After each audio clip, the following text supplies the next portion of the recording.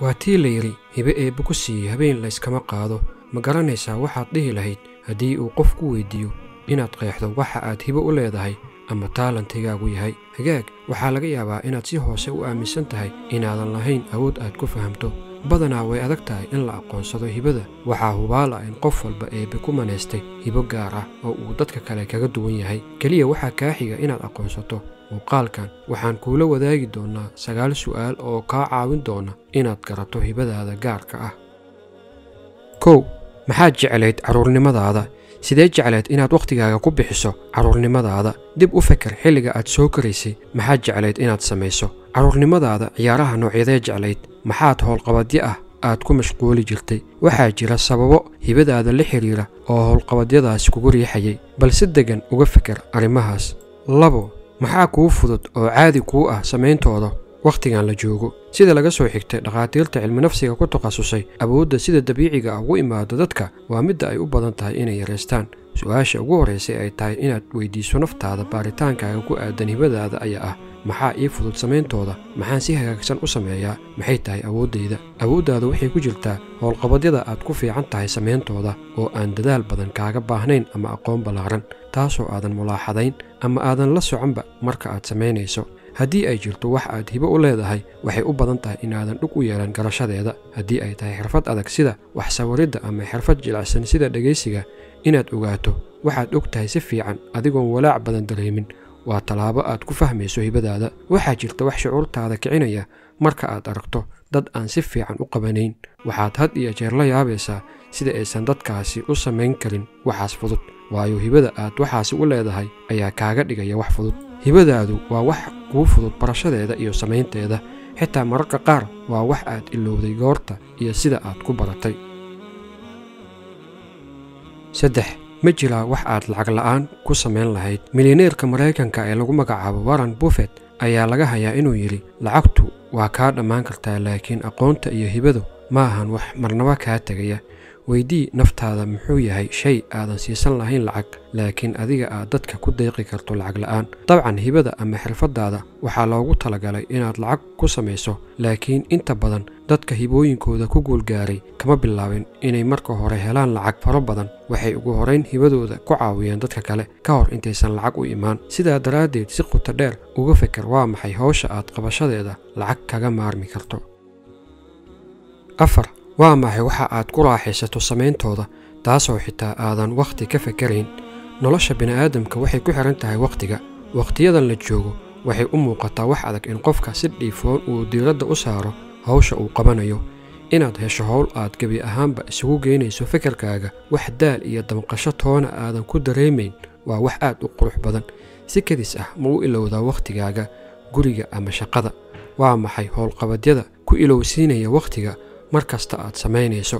waxaad igu waafiqi doontaa inay jirto howlqabad gaar ah oo aad ku mashquusho, taasoo mararka qaar ku ilowsiinaysa ka warhaynta wakhtiga. marka aan taas leeyahay kama wado daawashada aflaanta xiisaha leh, ciyaaraha, showyada maadda iyo ciyaaridda geemamka iyo wixii la mid ah, kuwaasoo dadka badankood ilowsiiya wakhtigooda, xitaa cunto cunidda. inaad naftaada ku ilowdo howl socodsiinteeda waa calaamad la hubo oo muujinaysa inay shaqadaasi micno weyn kuu leedahay, taasoo sidoo kale caado kugu noqota. qor dhammaan howlaha qabashadooda wakhtiga ku ilowsiiya, misena aadan ku caajisin. dul istaag mid kasta kalena soo bax mid ama 2. 5. maxay saaxiibadaa kaaga mahadceliyaan kuguna ammaanaan? si aad u hesho caawin, weydii asxaabtaada iyo qaraabadaada maxay u malaynayaan inaad ku fiican tahay samayntooda. maxay kugu ammaanaan? saaxiibada iyo qaraabada waxay kaalin mug leh ka qaataan qodobkan. qoraaga Ameerikaanka ah ee lagu magacaabo John Maxwell ayaa laga hayaa inuu yidhi, inteena badan iskama warhayno, laakiin waxaad weydiin kartaa dadka kale si aad u ogaato hibadaada. halka Soomaaliduna tiraahdo, sida aad isu haysato maahee waa sida dadka kale kuu haystaan. Max wuxuu intaasi ku sii daray, weydii in badan intaad awooddo dadka, oo weydii waxa aad ku fiican tahay, kana dhigo layli joogto ah. haddii ay suuragal tahayna u diyaarso su'aalo si habraac fudud iyo waxa aad ka rajaynayso hawsha. marka aad hesho dhammaan warcelintooda, waxyaabaha aad inta badan ka maqlayso dadka ama dad kala duwan ayaa ah awooddaada, waxayna taasi kaa caawinaysaa inaad si saxan u hesho hibadaada. 6. arrimaha dunida ka dhacaya keebaad ugu dhaliil badan tahay.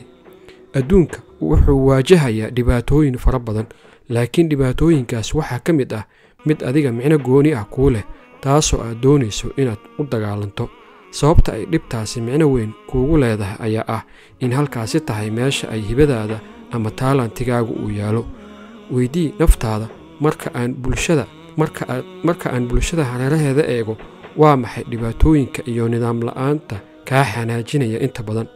marka aad dareento dareen gubasho leh, xaalado aadan ka helin oo markaasi jira, xasuusnow hibada kugu jirta ayaa doonaysa in waxaasi xiriir toos ku lahaato si aad wax ugu beddesho. 7. maxaad jeclaan lahayd inaad noqoto ama aad rabi lahayd inaad samayso? markaad sawirato noloshaada oo fariid ah kana maran wax kasta oo caqabad ah, maxaad arkaysaa? mid ka mid ah jimicsiyada dhaqaatiirta cilmi nafsiga kuu sheegayaan inaad samayso ayaa ah samaynta fikir mala awaal ah. bal malay inaad samayn karto wax kasta si bilaa xuduud ah, iyadoo aysan jirin wax caqabad ah, adigoo haysta dhammaan ilaha iyo dhaqaalaha aad ku samayn lahayd wax kasta aad doonayso. maskaxda bini'aadamka waa halka awooddiisu taallo, waxay xakameynaysaa wax kasta aad sawirato inaad samayso. sidaa daraaddeed, wax kasta howlqabad ah oo aadan ku sawiran karin maskaxdaada, xaqiiqdii ma ahan wax aad waaqica keeni karto.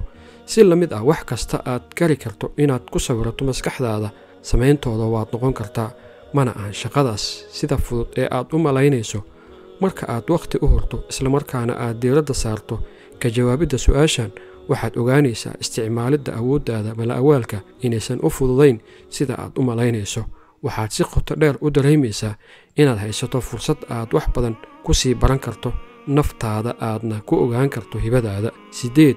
maxaad samaysaa oo natiijo kuu keena? arrinta xiisaha badan ee la xiriirta hibadaada gaarka ah ayaa ah inay ku siinayso natiijo adigoon si dhammaystiran dareenkaaga u siin. si uun waxaad arkaysaa adigoo si dhib yar u samaynaya, aadna ku helayso natiijo aad u ballaaran. waa xilliga aad garan lahayd, aadna ku horumarin lahayd ka hor intaysan dhiman. waxay la mid tahay ubax aad ka soo goysay goob dhireed, inkastoo ay qurux iyo dhalaalba ka muuqdo marka hore, laakiin marka aad guriga geyso haddii aadan daryeelin, waa mid si fudud ku dhimanaya. fadlan u dhug yeelo hawsha aad qabanayso, taasoo abaalgud ku siinaysa si kale dadka xaggooda samcad kaga helayso ama naftaada ku qanacdo. dhab ahaantii, abaalmarinta hibada ma ahan mid dhaqso ku imaata, laakiin waa halka aad ku habboon tahay inaad, haddii aadan helin qanaaco muuq ahaan, waxaad helaysaa qanaaco gudahaaga ah. isweydii, waa maxay wax haddii aad samayso natiijo kuu soo hoynaya? 9. waa maxay hadafkaaga nolosha? Mark Twain ayaa mar laga hayaa inuu yidhi, 2 maalmood ee ugu muhiimsan qofka noloshiisa waa maalinta uu dhashay iyo maalinta uu garto sababtuna waa hadafkaaga. sababta aad u jirto. qofka geeriyooda isagoo aan fulin hadafkiisa nolosha dhab ahaan uma noolaan, keliya uun dhulka ayuu ku noolaa. marka aad qeexdo ujeeddadaada nolosha, waxaad bilaabaysaa inaad raadiso waddooyin aad ku hormariso. waa hibadaada gaarka ah waxa aad u isticmaalayso inaad ku fuliso hadafkaaga nolosha. sidaa daraaddeed, ogaanshiyaha yoolkaaga nolosha waxay kaa caawinaysaa inaad ogaato hibadaada ama taalantigaaga gaarka ah. marka aad ogaato hadafkaaga, waxaad awood u yeelanaysaa inaad xaqiijiso waxa aad u baahan tahay inaad fuliso. sida uu yidhi John Maxwell, qoraaga Amerikaanka ah, garashada hadafkaaga nolosha waxay kobcinaysaa maalin walba inaad gaarto awooddaada ugu badan, sidoo kale aad abuurto miro ay dadka kale ka faa'iidaysan karaan. aan intaas ku sii lamaaniye, waxyaabaha aad ku garan karto hibadaada waxaa si dhab ah ugu bogtaa, aadna si weyn u qadarisaa dadka ku fiican waxa hibadaada tahay.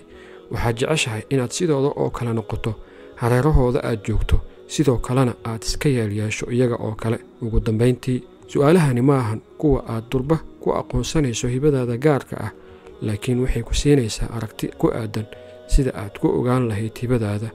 waxaana filayaa inaad muuqaalkan wax badan ka faa'iiday.